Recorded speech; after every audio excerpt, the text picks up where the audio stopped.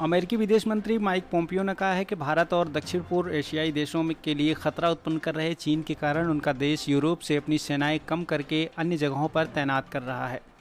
Pompeo ने Brussels forum में अपने एक वर्चुअल संबोधन के दौरान एक सवाल के जवाब में इन बातों को कहा।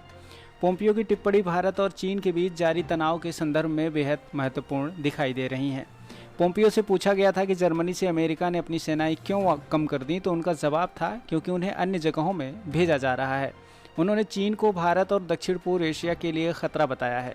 माइक पोम्पियो से सवाल किया गया था कि जर्मनी से अमेरिकी सेना की टुकड़ी क्यों हटा दी गई, तो माइक ने ये कहा था कि वहाँ से हटाकर ऐसी जगहों पर अमेरिकी सेनाओं को तैनात किया जा रहा है जहाँ पर चीन का ज़्यादा खतरा है। अमेरिकी विदेश मंत्री ने यह भी कहा कि चीन की सत्ताधारी कम्युनिस्ट पार्टी के कार्यों के कारण भारत, वियतनाम, मलेशिया, इंडोनेशिया और दक्षिण चीन सागर के इर्द गिर्द खतरा उत्पन्न हो गया है। वो सुनिश्चित करेंगे कि अमेरिकी सेना इन चुनौतियों का सामना करने के लिए सही जगह तैनात हो। गत सप्ताह भी पोम्पियो ने चीन के शासन की तीखी आलोचना की थी।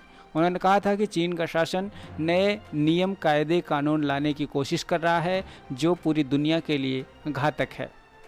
इससे पहले माइक पोम्पियो ने बताया था कि उन्होंने यूरोपियन यूनियन के विदेश नीति के प्रमुख जोसेफ बोरेल से चीन को लेकर बेहद बातचीत के प्रस्ताव को स्वीकार किया था।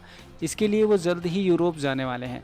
पोम्पियो ने कहा था कि सिर्फ अमेरिका ही नहीं जो चीन का सामना कर रहा है, पूरी दुनिया चीन का सामना कर रहा है। और पोम्पियो ने यह भी कहा है कि मैं इस महीने यूरोपियन यूनियन के विदेश मंत्रियों से बात की और चीन की कम्युनिस्ट पार्टी के बारे में बहुत सारा फीडबैक इकट्ठा किया है।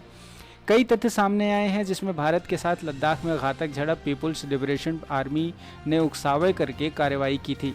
इसमें दक्षिण चीन सागर से उनकी आक्रामकता और शांतिपूर्ण पड़ोसियों के खिलाफ खतरे का जिक्र किया गया था।